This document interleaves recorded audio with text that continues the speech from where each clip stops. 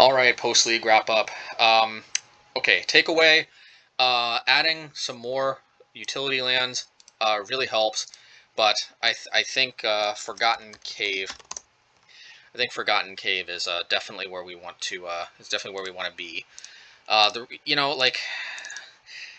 It is a little bit cumbersome for these coming into play tapped, but they offer the increased threat density. I think is well worth it, and I think we want Forgotten Cave specifically because this allows us to only have 12 actual mountains, and that gives the deck a huge threat density, because that means instead of the ratio being 2 spells to every 3 lands, since 8 of the lands are redraws, thankfully only 4 of them damage you. So like that's the thing. If you play too many Horizon lands, then basically your lands just kill you.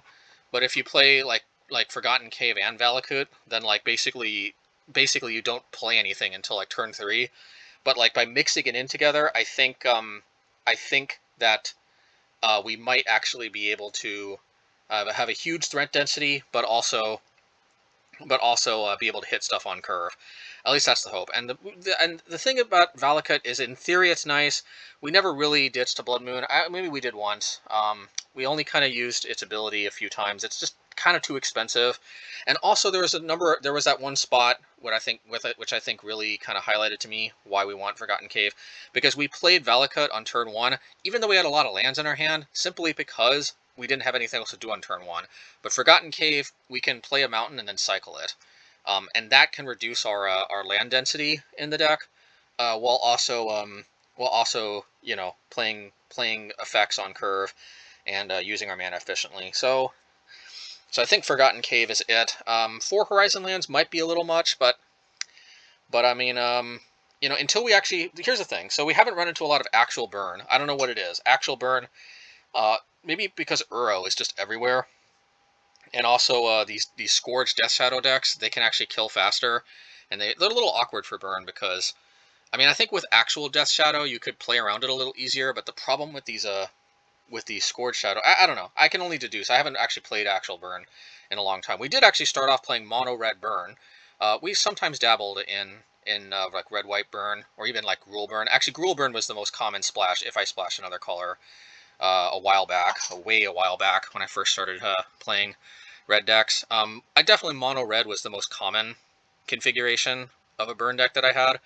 But Gruul. If I splash another color, it was most commonly Gruul. Not incredibly common, but it was most likely to be Gruul. And every once in a while, I dabbled in red white, and it's just weird because red white is by far the most popular burn color. But it just I don't know. It's weird. Maybe it's because the sideboard cards just never really did it for me. I always liked Destructive Revelry way better than Wear Tear. I don't know. Anyway, but then kind of we started drifting more towards Prowess, and then eventually we yeah, we started off putting our own spin on burn, and then we kind of drifted into putting our own spin on Prowess, and we've kind of been on Prowess ever since. But yeah, I mean, I don't know what else to say. The deck feels sweet. I think I'm gonna keep. I mean, for now, I think the 4 Horizon lands are good. We don't see a lot of actual burn. We can only deduce a lot of the reasons why, but the bottom line is we don't see a lot of actual burn. It just is what it is. And it also is worth noting that even if we do see actual burn, we may not have to take a lot of damage from a Horizon lands, because all we have to do is land Blood Moon, and that shuts off the Horizon lands from damaging us. So, and this is worth noting, especially since unlike the mono red versions we used to play of burn, definitely most usually red white is the splash.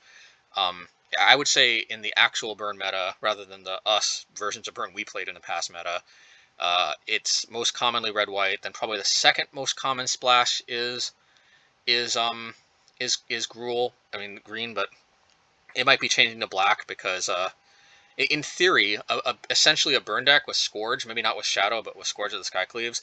I wonder why like red black burn, not red black Scourge Shadow, but red black just burn with a Scourge isn't seeing more play, because burn always deals a lot of damage to itself anyway with fetching and shocking, and it always deals a lot of damage to the opponent, and there's not much they can do about it because they just take Rift Bolts and Lava Spikes and all that to the face. In theory, it could and kind of arguably should support Scourge the best, because yeah, like the opponent can't do a lot to prevent, you know, you need actual counter magic or life gain to prevent you know, which is definitely by far, I mean, the other shadow decks rely on creatures to reduce the opponent's life total, and creature removal is the most common type of spell that's played. So, you know, anyway, that's neither here nor there. Bottom line is we don't see a lot of actual burn. The few types of burn there are out there are almost always multicolor, so Blood Moon is almost always a good pick. Even if you only shut down a few spells, that's oftentimes all you need, the difference between winning and losing. Anyway, that's neither here nor there. We already know the essence of this deck. I might be on this. I might continue jamming this. Hopefully it works. Let's see.